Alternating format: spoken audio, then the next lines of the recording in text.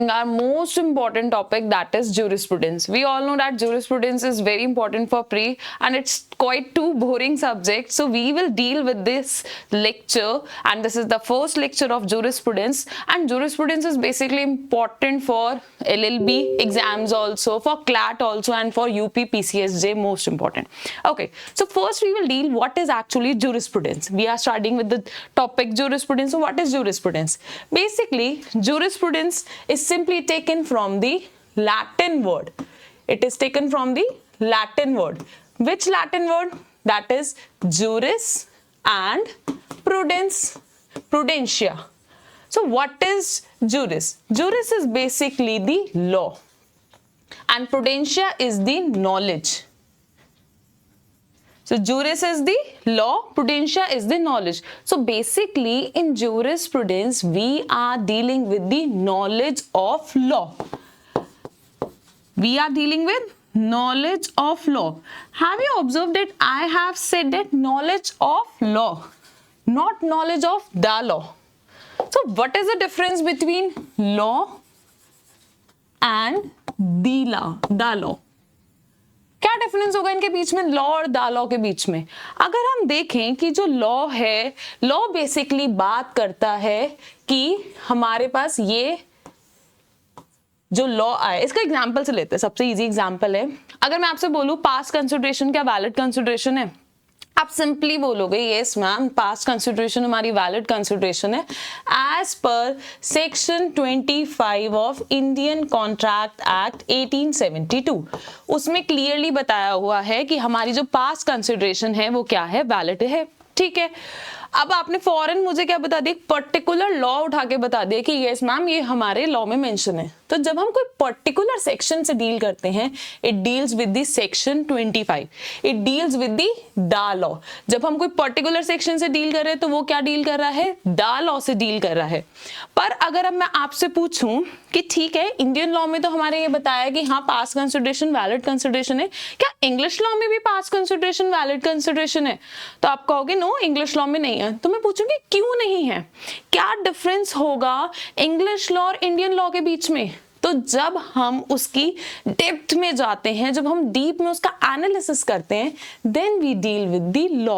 और यही जूरिस्प्रूडेंस का काम है, इसीलिए तो इतना बोरिंग लगता है। क्योंकि अगर मैं कॉन्ट्रैक्ट एक्ट की बात करूं, टीपी एक्ट की बात करूं, बीएनएस की बात करूं, सिंपल डायरेक्ट सेक्शन आ जाता है। इसमें ना कोई सेक्शन है, ना कोई आर्टिकल है, कोई प्रोविजन नहीं है। इसीलिए क्योंकि यहाँ पर हम डीप एनालिसिस करते हैं, डीप फिलोसॉफिकल एस्पेक्ट पढ़ते हैं, इसलिए हम जूरिस्प्रूडेंस को क्या बोलते हैं, नॉलेज of law। तो quite clear, jurisprudence deal with the knowledge of law, not with knowledge of the law, क्योंकि हम यहाँ पे बात कर रहे हैं उसके philosophical aspect की बात कर रहे हैं। क्लियर हो गया? ये तो बेसिक सी चीज है कि ये हम स्टार्टिंग से बढ़ते आ रहे हैं। जूरिस्प्रूडेंस क्या है? जूरिस्प्रूडेंस नॉलेज ऑफ लॉ है। ठीक है, अब हम अगर बात करें नेचर ऑफ जूरिस्प्रूडेंस की, कि क्या नेचर है, तो नेचर क्या है हमारी जूरिस्प्रूडेंस का? तो सबसे पहला जो नेचर है वो ये है फिलॉसफी ऑफ लॉ की बात कर रहा है। किसकी बात कर रहा है? फिलॉसफी ऑफ लॉ की। अब फिलॉसफी हम कहते हैं ना, जैसे किसी को भी कहते हैं अपनी फिलॉसफी मत झाड़ो मेरे आगे, क्या है वो?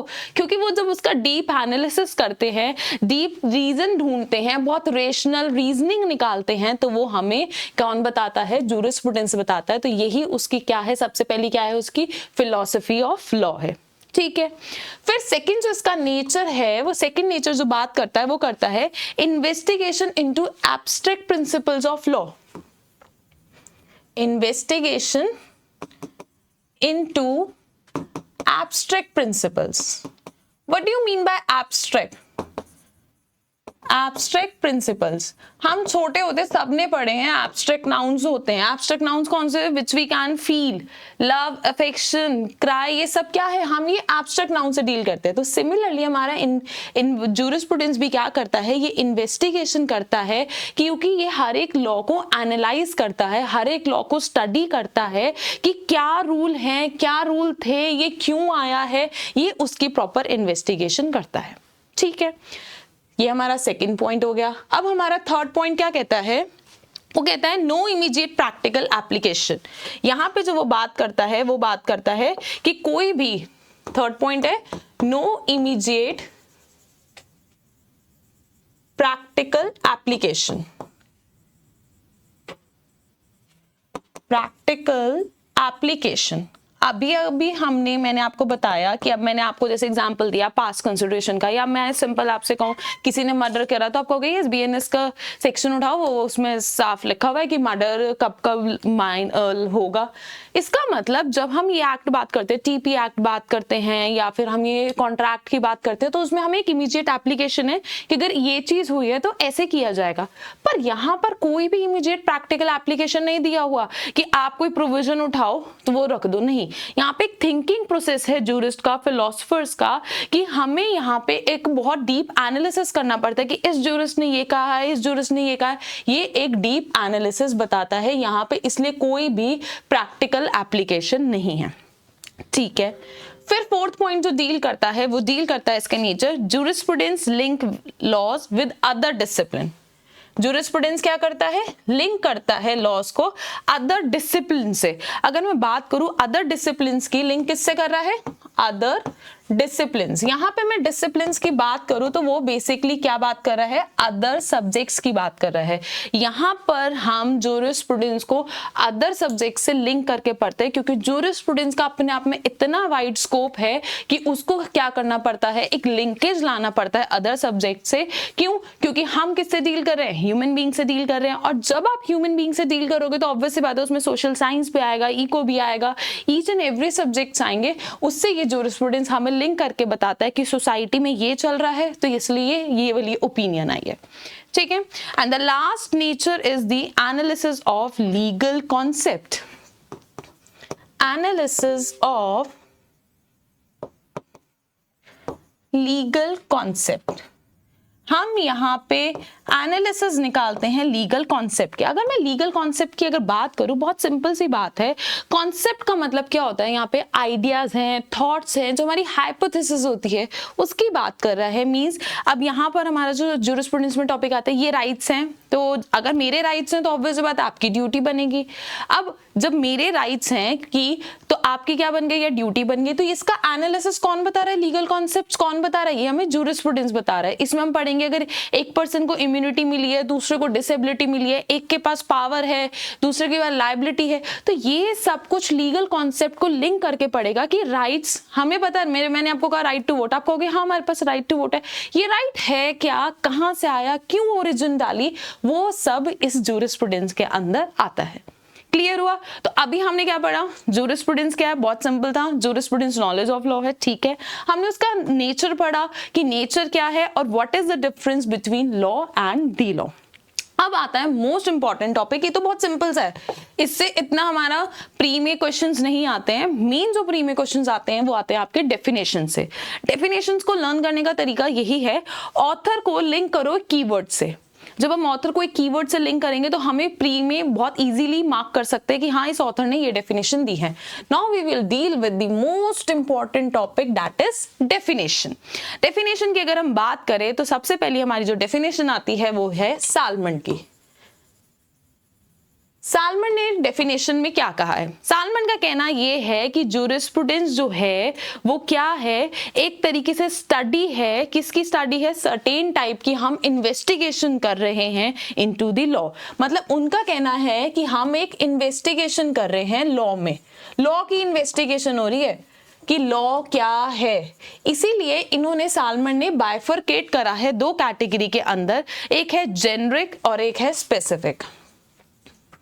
एक है जेनरिक और एक है स्पेसिफिक।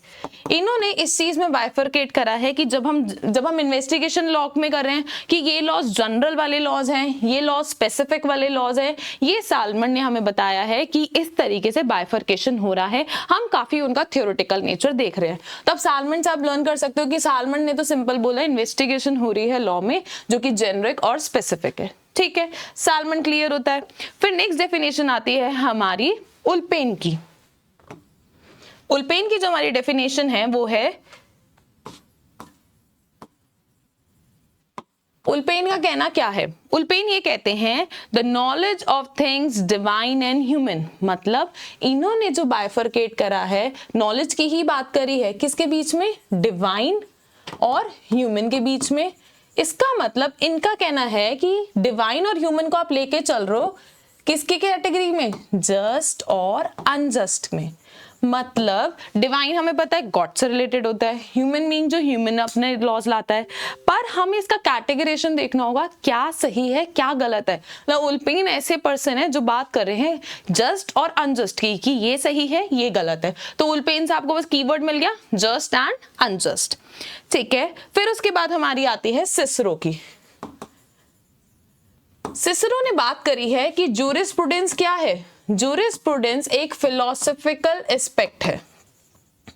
जूरिस्प्रूडेंस क्या है, एक फिलॉसफी है, एक फिलोसॉफिकल एस्पेक्ट की बात कर रहा है कि अभी मैंने बताया ना कि अपनी फिलॉसफी मत झाड़ो, तो फिलॉसफी क्या है, क्योंकि जूरिस्प्रूडेंस उसकी फिलॉसफी में जा रहा है, उसके रीजन में जा रहा है कि क्यों आया होगा, ये क्या रीजन रहा होगा, ठीक है। फिर ऐसे ही हमारे पास आती है डेफिनेशन ग्रे की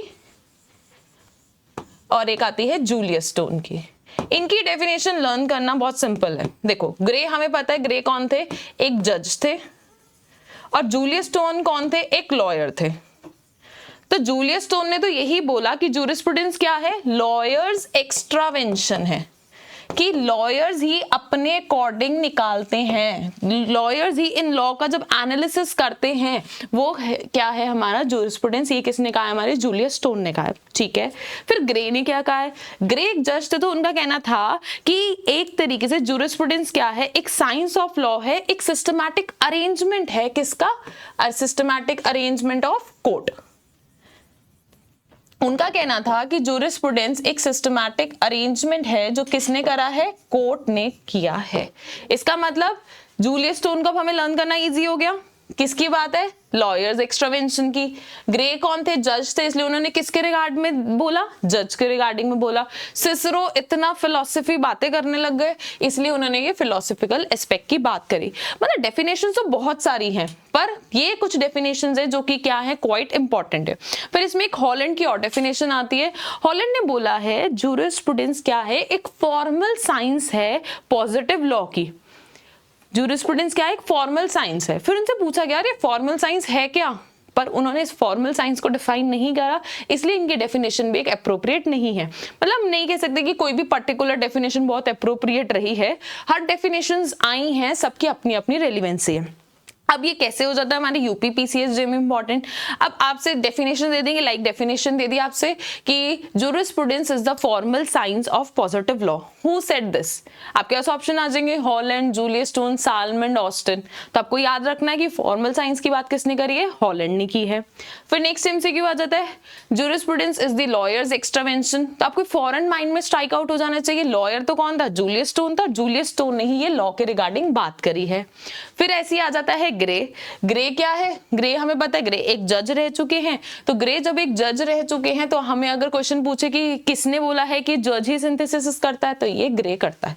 तो ये डेफिनेशंस बहुत इंपॉर्टेंट है आपके यूपी प्री के अकॉर्डिंग और भी कॉम्पिटिटिव एग्जाम में, बट अभी जैसे हमें पता है यूपी प्री के चांसेस है आने के, तो उसके लिए आपको ये डेफिनेशंस याद रखनी है, मोस्ट इंपॉर्टेंट डेफिनेशंस हैं ये। Okay, thank you for today class. In the next class we will deal with the other topics. Okay, thank you.